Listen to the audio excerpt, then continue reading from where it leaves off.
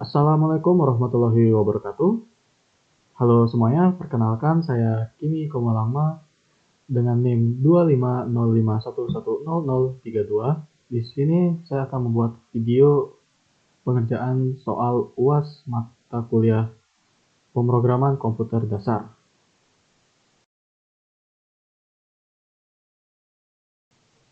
Untuk soal pertama, kita diminta untuk membuat program yang dapat menerima input nilai dari 0 sampai 100 dan mengelompokkannya ke kategori A sampai E dengan menggunakan konsep if-else dan if-else bertingkat. Pertama-tama, kita mau membuat agar user itu dapat menginput nilai mereka. Kita buat saja variabel yang bernama nilai, atau bebas mau menamakannya apa saja. Lalu kita isi dengan input dari user. Nah, karena input dari Python itu selalu berbentuk teks atau string, jangan lupa kita bungkus dengan integer, supaya berubah menjadi angka bulat. Lalu kita saja di sini input dan masukkan teksnya. Misalnya, masukkan nilai. Seperti ini. Berikutnya, kita perlu memastikan nilai yang dimasukkan itu valid. Kita cek apakah nilainya itu kurang dari 0 atau nilainya itu lebih dari 100. Kalau iya, berarti inputnya salah. Jadi kita tampilkan pesan kalau nilainya itu tidak valid. Nilai tidak valid. Seperti ini. Nah, kalau lolos pengecekan ini, artinya nilainya valid. Jadi kita lanjut ke else. Nah, mulai dari sini, kita akan membuat logika if-else bertingkat untuk menentukan kategori hurufnya. Di sini saya menggunakan tabel berikut sebagai referensi nilainya. Nah, di kondisi pertama, kalau nilai user itu berada di rentang 86 sampai 100, kita kasih kategori A. Nah, karena A itu adalah nilai tertinggi, jadi kita taruh di paling atas. Jadi kita tulis saja, jika 86 kurang dari sama dengan nilai, kurang dari sama dengan 100, maka hurufnya itu sama dengan A. Seperti ini. Nah, kalau bukan A, kita lanjut cek apakah nilai itu ada di 81 sampai 85. Kalau iya, kategorinya AB. Sini kita pakai elif supaya program itu cuma ngecek baris ini kalau kondisi sebelumnya itu tidak terpenuhi. Tentu saja tulis elif 81 kurang dari sama dengan nilai kurang dari sama dengan 85. Seperti ini. Maka hurufnya itu sama dengan AB. Seperti itu. Selanjutnya, nilai 71 sampai 80 masuk ke kategori B. Sama seperti sebelumnya, bentuknya tetap elif.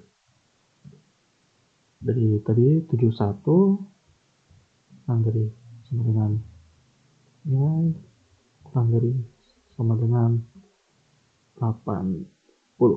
Seperti ini, maka hurufnya adalah B. Nah, kalau nilainya itu 66 sampai 70, maka nilainya itu BC. Kita buat saja sama seperti sebelumnya. Elif 66 kurang dari sama dengan nilai kurang dari sama dengan 70. Itu adalah BC. Seperti itu. Lanjut di rentang 61 sampai 65 juga sama, kita tulis elif 61 kurang dari sama dengan nilai kurang dari sama dengan 65. Maka hurufnya itu C. Benar ya? 66 sampai 70, 61 sampai 65. Oke. Lanjut masih sama. Di sini elifnya dari 56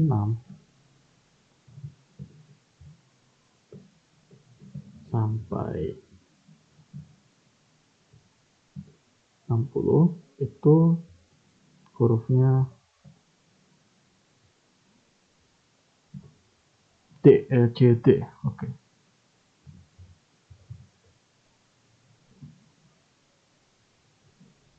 Lalu,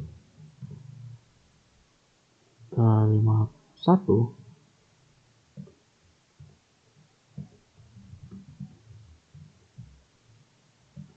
55 itu hurufnya sama dengan T.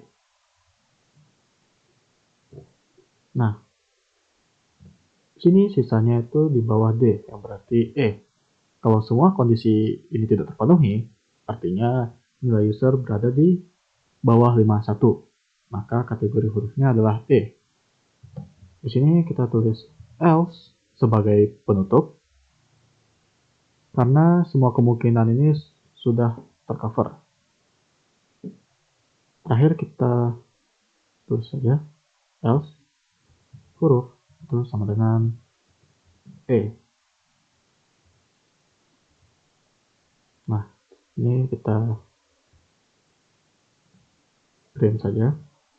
Kita tampilkan kategori nilai yang sudah kita tentukan tadi. Kategori nilai sama seperti ini. Jangan lupa huruf. Jadi user bisa langsung melihat nilai mereka. Di sini kita coba tes.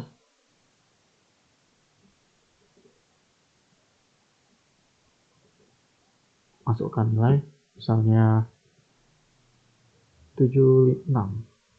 Nah, maka kategori nilainya adalah B.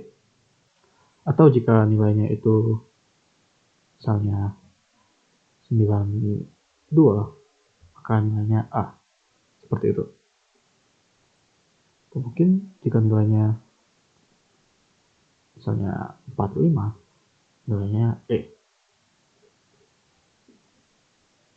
Ya, jadi seperti ini tampilan dari kode untuk mengecek nilai dan mengubahnya ke kategori huruf dari A hingga E.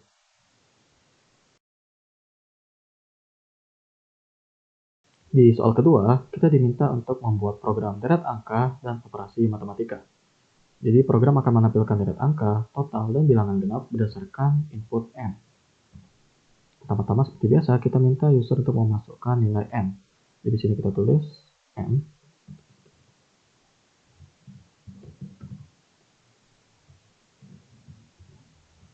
Jadi kita tulis teksnya masukkan nilai N seperti ini. Nah, berikutnya kita cetak judul kecil ya, agar user tahu bahwa program akan menampilkan deret angka dari 1 sampai N. Seperti ini saja. Deret angka 1 sampai N. Agar lebih rapi mungkin bisa kita tambahkan ini. Ya. Kemudian kita ingin menyiapkan sebuah variabel bernama total, mana kita mulai dari 0. Dan nanti ini akan kita gunakan untuk menjumlahkan semua angka dari 1 sampai N. Di sini kita akan menggunakan loop for dengan range 1 dan N tambah 1. Artinya kita akan melakukan perulangan mulai dari angka 1 hingga angka N. Nah, kenapa N tambah 1? Karena baris akhir pada range itu tidak ikut dihitung. Jadi kalau mau sampai N, kita harus menulis N tambah 1. Ya, di sini jangan lupa diakhiri tanda titik 2. Dan selanjutnya, kita akan cetak nilai E. Seperti ini. Ya, itu angka yang sedang diproses pada putaran loop tersebut. Oh ya, jangan lupa kita tambahkan N sama dengan tanda kutip seperti ini. Supaya outputnya yang ditampilkan itu dalam satu baris dan tidak dipisahkan oleh spasi. Kalau tidak, nanti outputnya itu pasti akan ke bawah. Nah, selanjutnya kita tulis total increment I. Jadi, untuk menghitung jumlah total dari deret angka.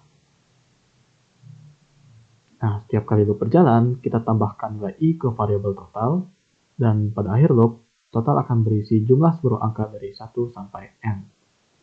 Untuk itu, kita print totalnya seperti ini. Misalnya, total jumlah itu sama dengan total. Seperti ini. Selanjutnya kita mau cetak judul lagi untuk bilangan genap. Kita tulis saja seperti ini, bilangan genap sampai N. Seperti itu. Nah, untuk mencari bilangan genap, kali ini kita akan menggunakan while loop. Di sini kita siapkan variabel counter I, yang mana I itu sama dengan 1, untuk memulai pengecekan angka dari 1. Lalu kita tulis while I kurang dari sama dengan N, seperti ini. Jadi, selama nilai I masih kurang dari atau sama dengan N, perulangan akan berjalan terus. Jadi, kita pastikan loop ini berhenti saat I sudah lewat dari N. Di dalam loop ini kita cek apakah angka yang sedang diproses ini adalah bilangan genap. Caranya dengan menggunakan operator modulo seperti ini.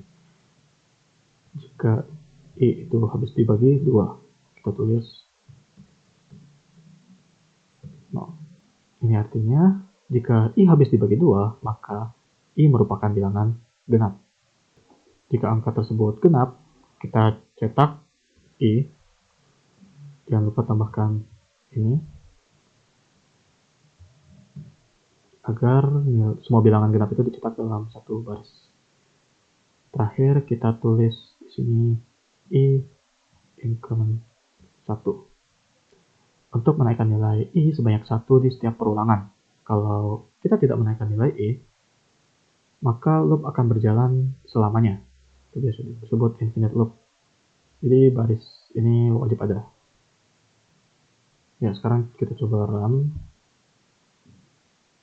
di sini. Nah, kita masukkan nilai N 12. Di sini terlihat deret angka 1 sampai 12 itu 1, 2, 3, 4, 5, 6 sampai 12 dengan total jumlahnya 78. Dan bilangan genap sampai 12 itu ada 2, 4, 6, 8, 10, 12.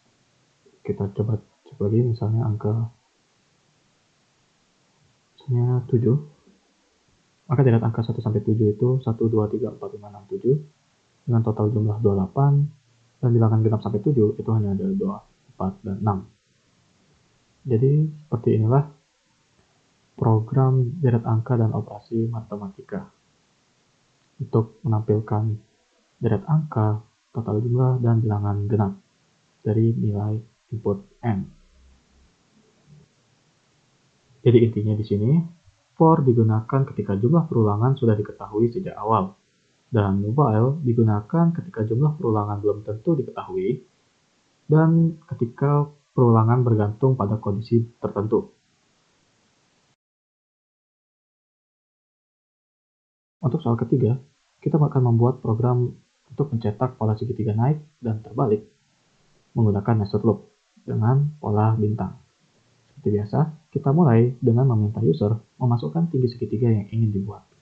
Di sini kita menggunakan variabel n, integer, dan input. Kita masukkan tinggi segitiga seperti ini. Nanti nilai ini akan menentukan seberapa banyak baris pada segitiga. Nah, di sini kita akan menggunakan loop while. Jadi kita inisialisasi variabel dengan 1 seperti ini. Dan while I kurang dari sama dengan N. Seperti itu. Jadi variabel I akan berfungsi sebagai penghitung baris. Selama I masih lebih kecil atau sama dengan N, program akan terus mencetak baris segitiga. Lanjut, kita akan buat segitiganya menggunakan bintang. Jadi untuk mencetak segitiga, pada setiap baris jumlah bintang itu harus selalu ganjil. Kita inisialisasi dulu dengan variabel b atau bintang 1 dengan while b kurang dari sama dengan. Nah, di sini kita akan menggunakan rumus 2 kali i kurangi 1. Seperti itu. Jadi nanti hasilnya pasti akan jadi ganjil. Nanti baris pertama 1 bintang, baris kedua 3 bintang, kemudian 5, dan seterusnya. Habis itu kita print bintangnya. Seperti ini. Jangan lupa ini. Ya, seperti itu. Kita akhiri dengan tambahkan increment 1. Setelah itu kita print baris kosong untuk buat turun ke baris berikutnya. Seperti itu. Dan terakhir i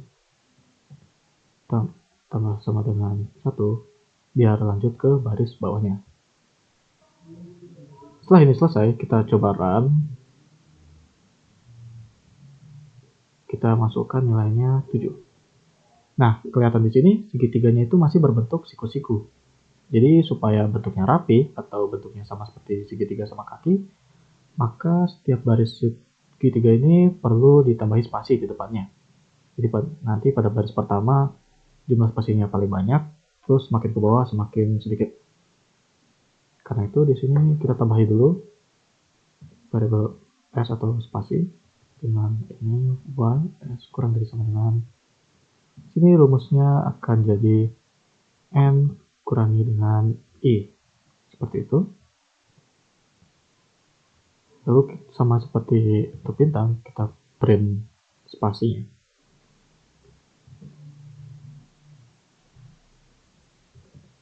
Seperti itu.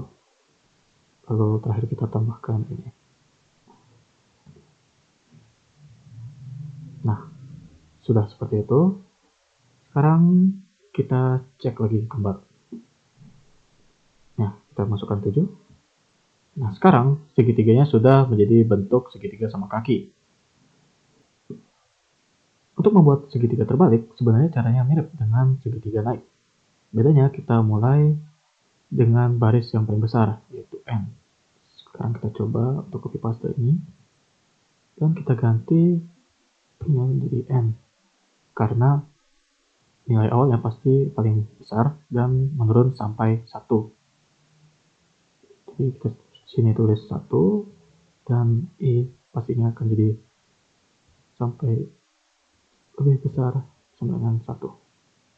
Karena i harus berkurang, jadi di sini kita ganti ini juga menjadi decrement. Seperti ini. Nah, dengan cara ini jumlah spasi dan bintang akan berkurang mengikuti barisnya. Sekarang kita coba run. Kita masukkan angka 7. Ya. Sini jadi belah ketupat karena kita belum memisahkannya. Sekarang kita coba pisahkan dengan print kosong. Seperti itu. Kita masukkan lagi 7. Dan sini terlihat ada segitiga naik dan segitiga terbalik. Kita coba lagi misalnya dengan angka yang lebih tinggi. Misalnya 23. Yo, jadi ini kelihatan sangat besar.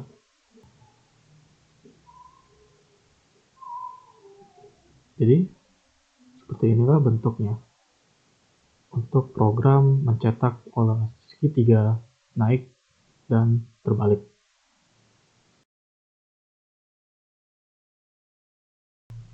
Nah, untuk soal keempat, kita akan membuat program yang dapat memvalidasi password. Minimal 8 karakter, ada angka dan huruf besar. Menggunakan loop dan if. Nah, pertama-tama kita buat loop while true. Nah, loop ini artinya program akan terus meminta user memasukkan password berulang-ulang sampai password yang dimasukkan itu dinyatakan valid. Kalau nanti password sudah memenuhi semua syarat, kita akan keluar dari loop menggunakan break. Selanjutnya kita buat agar user itu bisa menginput passwordnya. Jadi kita buat variabel password itu sama dengan input, masukkan password, seperti itu.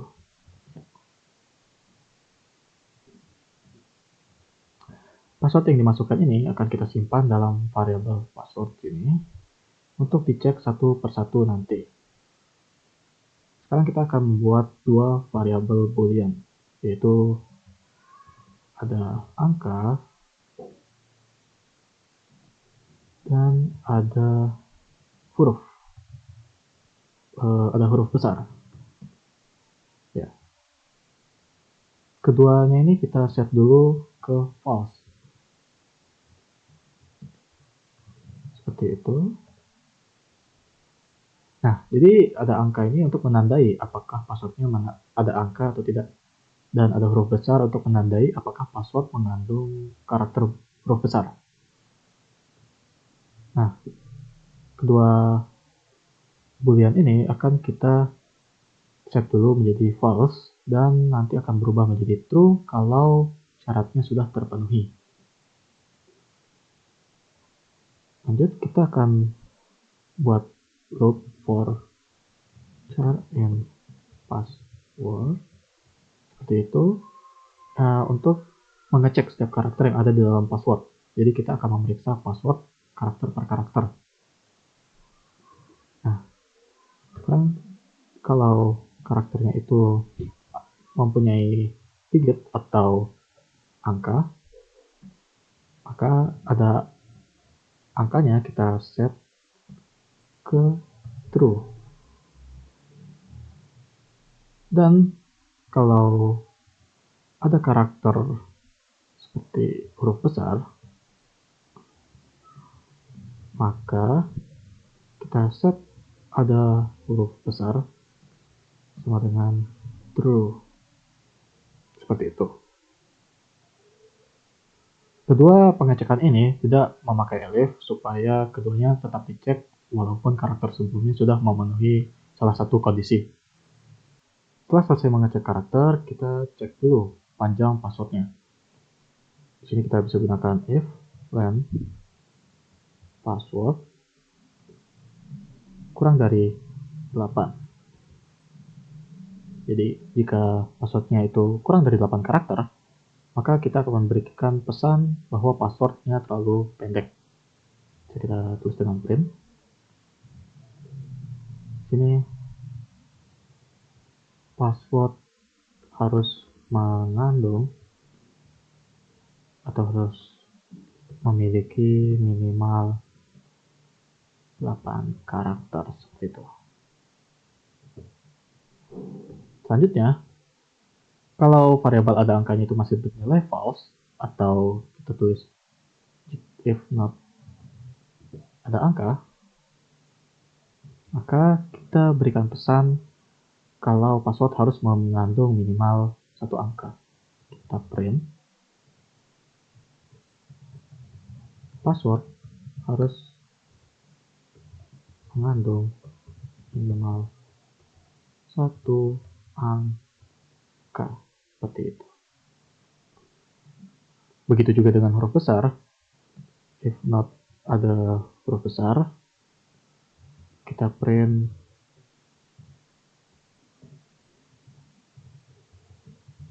password harus mengandung minimal 1 huruf besar, seperti itu. Ya. Dan untuk pengecekan terakhir, kita buat jika panjang dari password ini lebih dari sama dengan 8 dan ada angka dan ada huruf besar, maka berarti itu passwordnya valid, sehingga kita tampilkan pesan kalau passwordnya itu valid, seperti itu. Ya, Kalau ketika kondisi ini sudah terpenuhi, kita tampilkan pesan password valid dan keluar dari loop dengan cara menggunakan break, seperti itu. Nah, kalau passwordnya belum valid, maka kita akan tampilkan pesan silahkan coba lagi. Sini kita tulis print silahkan coba lagi. Jadi kalau passwordnya belum valid, maka loopnya akan berulang dari awal untuk meminta user memasukkan passwordnya lagi hingga passwordnya menjadi valid. Seperti itu. Sekarang kita coba run. Kita masukkan password, pertama anggap saja ABCD. Di sini passwordnya masih kurang valid karena belum memiliki 8 karakter, tidak ada satu angka dan tidak ada satu huruf besar. Sekarang kita coba masukkan misalnya ABCDE FGHIJK, nah seperti itu. Sekarang passwordnya sudah lebih dari 8 karakter tapi belum memiliki satu angka dan satu huruf besar. Sekarang kita coba jika ABCDE 123 password hanya belum memiliki satu huruf besar. Sekarang ABCDE 123 sudah ada huruf besar sehingga passwordnya menjadi valid.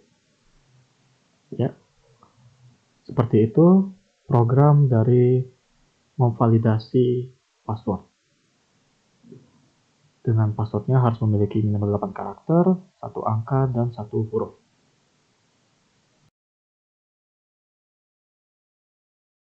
Nah, untuk soal nomor 5, kita diminta menggunakan fungsi yang diberi nama hitung statistik untuk menghitung rata-rata, nilai maksimum, dan minimum dari sebuah data pada list di Python atau array di C++. Tentu saja karena kita menggunakan Python, di sini kita akan menggunakan list. Ya, pertama kita buat fungsinya yang bernama hitung statistik itu. Dengan memberikan argumen, kita beri data. Lanjut, kita hitung total seluruh data. Kita mulai dengan total yang bernilai 0.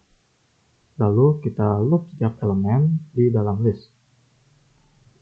Ini. Dan lalu menambahkannya ke total. Nah, total bersama dengan nilai. Atau kalau mau lebih singkat, sebenarnya kita bisa menggunakan fungsi sum. Nah, lanjut, setelah totalnya diketahui, kita hitung rata-ratanya dengan membagi total dengan jumlah data.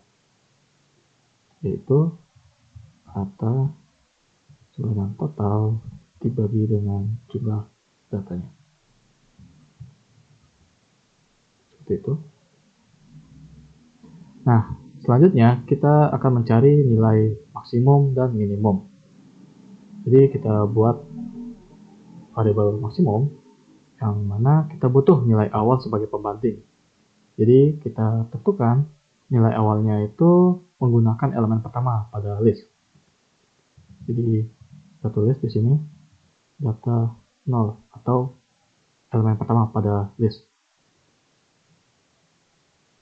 Sama begitu juga dengan minimum, kita tulis data 0. Seperti itu.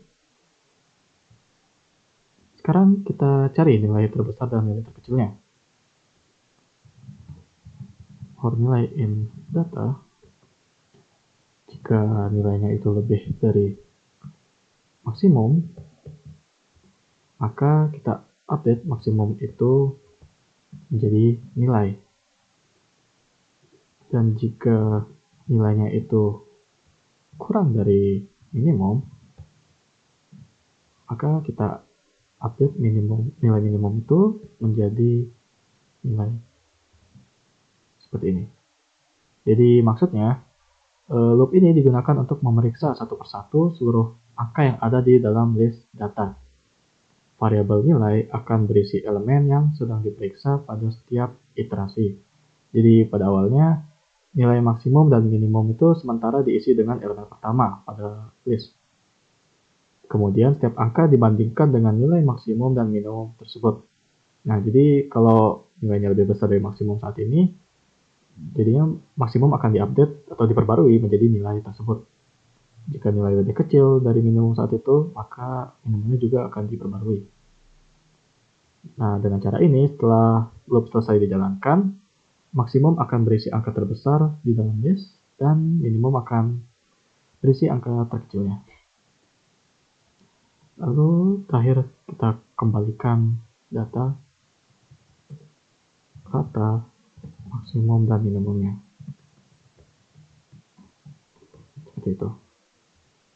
Sekarang kita minta user untuk menginput berapa banyak data yang ingin diolah. Kita gunakan variabel jumlah, yang mana ini yang integer, input pusatnya banyak data. Seperti ini. Lalu kita siapkan juga list kosong untuk menyimpan data yang akan dimasukkan user. Dengan data sama dengan list kosong. Seperti itu. Nah, di sini kita akan melakukan loop sebanyak jumlah data yang diminta user.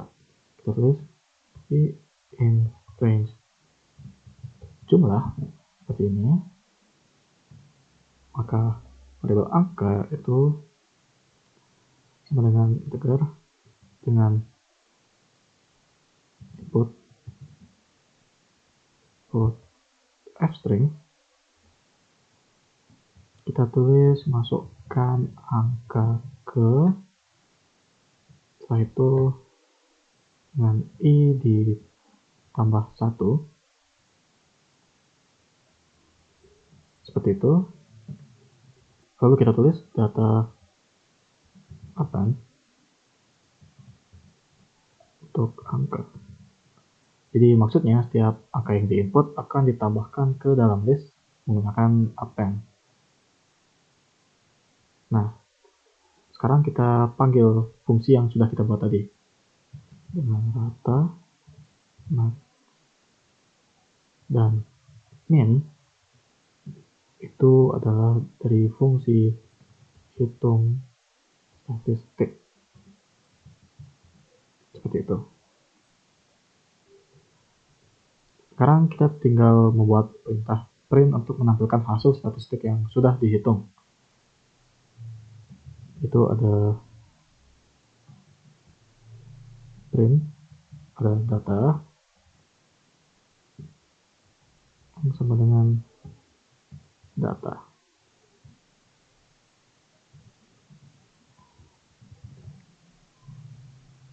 Rata-rata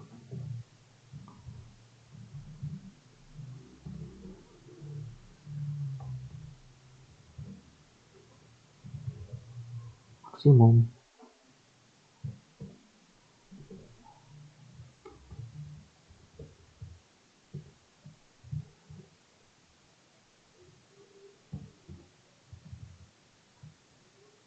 dan yang terakhir ada minimum.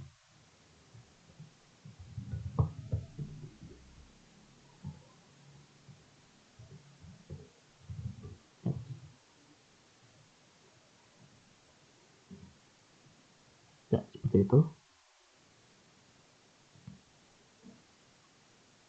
Atau kita bisa ubah agar lebih rapi. Ya, jadi seperti ini. Sekarang kita coba run. Sini banyak datanya, kita ingin ada sebanyak 5. Situ ada masukan angka. Sini ada yang salah huruf sedikit. Ya, sekarang sudah benar.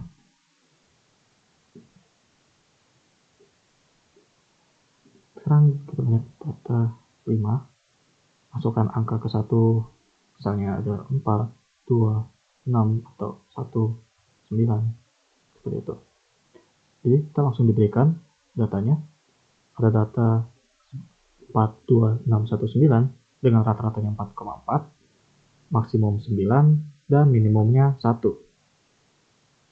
Kita coba lagi, mungkin dengan data yang lebih banyak, misalnya ada 12. Masukkan angka ke 1, misalnya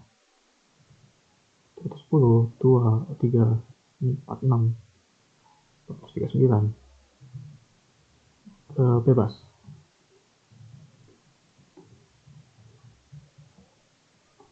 Ya, jadi angkanya jadi sangat besar dengan nilai maksimumnya ada di 29393 dan minimum di nilai 0 dengan rata-ratanya sekian, seperti itu.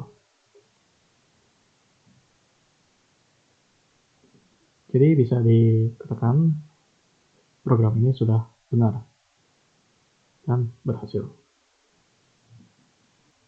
Jadi seperti inilah program dengan menggunakan fungsi hitung statistik yang akan menghitung rata-rata maksimum dan minimumnya.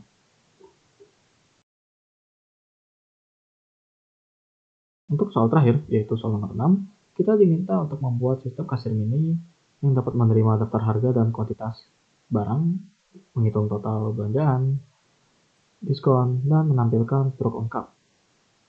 Ya, di sini kita memang diharuskan untuk menggunakan Python.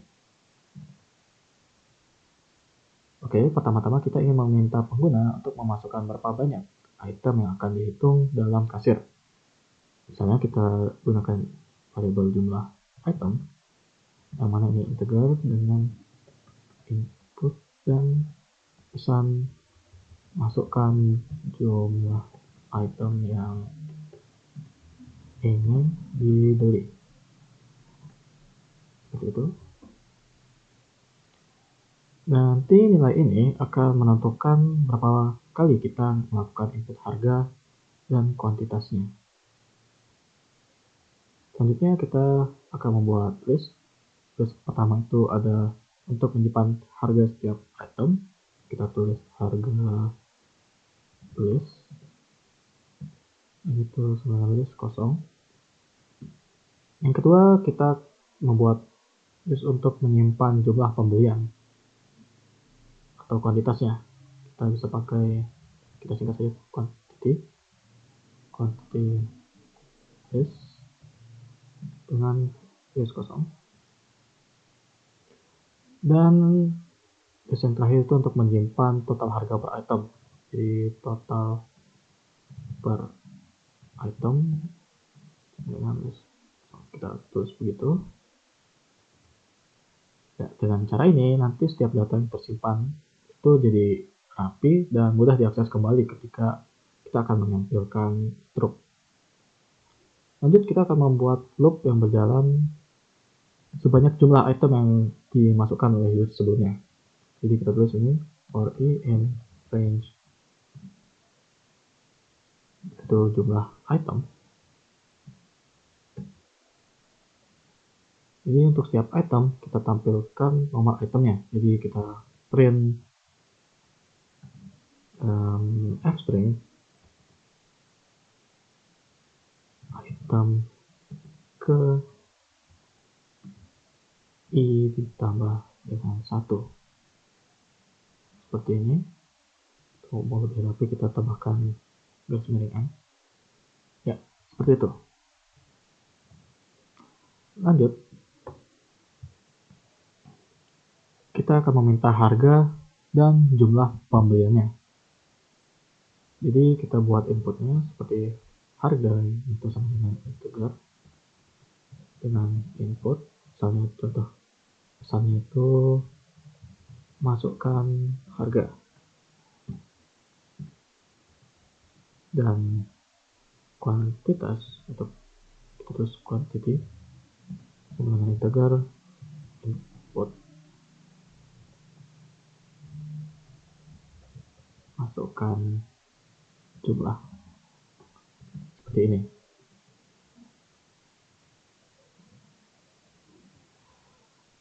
Jadi semua input ini kita simpan ke dalam variabel harga dan variabel quantity. Kemudian harga dan kuantitas tersebut kita tambahkan ke list yang sudah disiapkan tadi dengan cara kita menggunakan append harga seperti ini, sama seperti quantity juga. quantity list akan quantity seperti ini. Nah, setelah mendapatkan harga dan jumlahnya, kita akan menghitung total item tersebut dengan mengalihkan harga dikali jumlah. Misalnya total item sama dengan harga yang dikali dengan kuantitas. Seperti itu. Dengan mengalihkan itu, lalu kita simpan di dalam list total per item. Jadi kita tulis total per item total item seperti ini. Ya.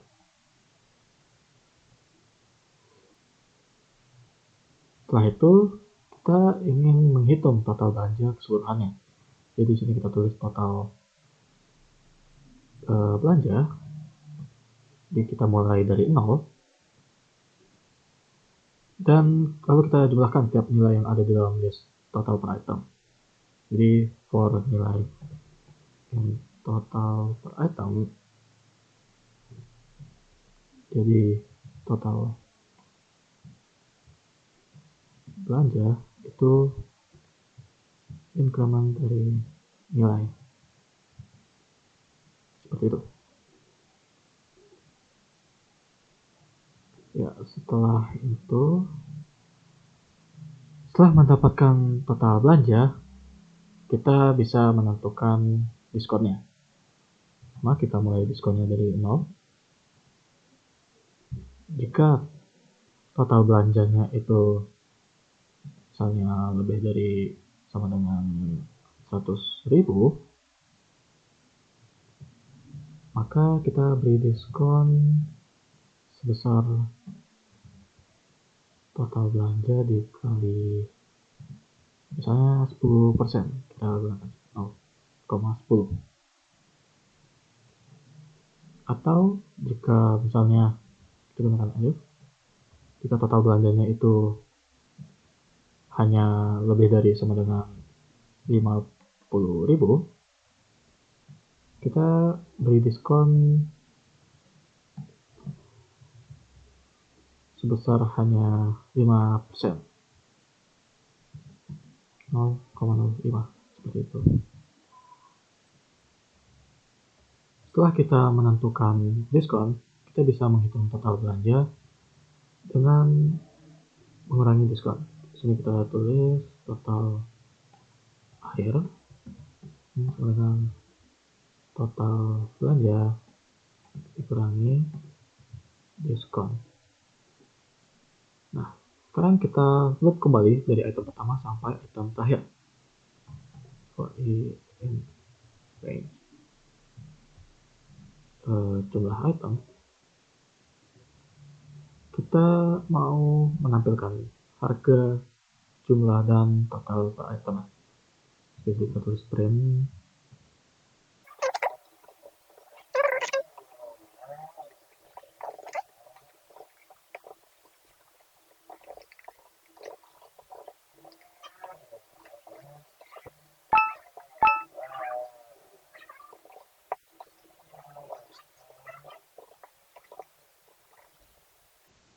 ya, jadi seperti ini.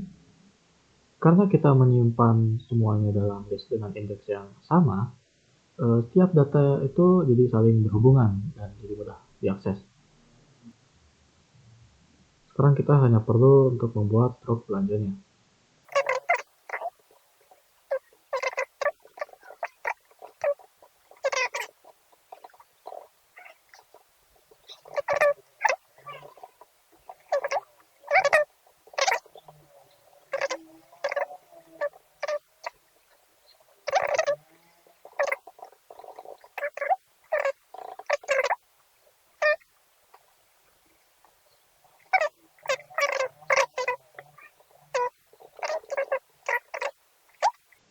Kita cek. Di sini jangan lupa kita tambahkan titik 2 ya. Sekarang kita coba run. Ya, jadi masukkan jumlah item yang ingin dibeli. Misalnya contoh 3, item ke-1 dengan harga misalnya 20.000, jumlah 2, item kedua dengan harga 3.000, dengan jumlahnya 1, dan item ketiga misalnya kita contoh 5, misalnya 30.000 dengan jumlah 1 saja. Ya, jadi untuk struk belanjanya kita total belanja 73.000, diskon 3.650, dan total akhirnya yang harus kita bayar jadi 69.350. Jadi kita beritahu item 1 harganya 20.000, kuantitas 2 dengan total 40.000, dan seterusnya untuk item yang lain. Kita coba untuk misalnya diskon 10%.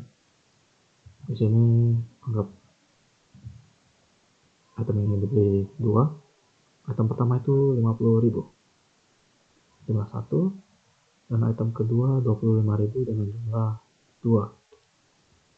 Di sini total belanjanya jadi 100.000 dengan diskon 10% menjadi 10.000, dan total akhir yang harus kita bayar menjadi 90.000.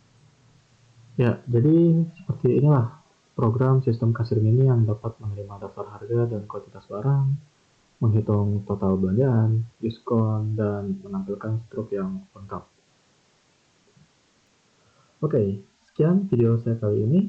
Semoga penjelasan yang sudah dibahas tadi dapat membantu dalam memahami dasar-dasar pemrograman. Terima kasih sudah menonton. Sampai jumpa di lain waktu. Wassalamualaikum warahmatullahi wabarakatuh.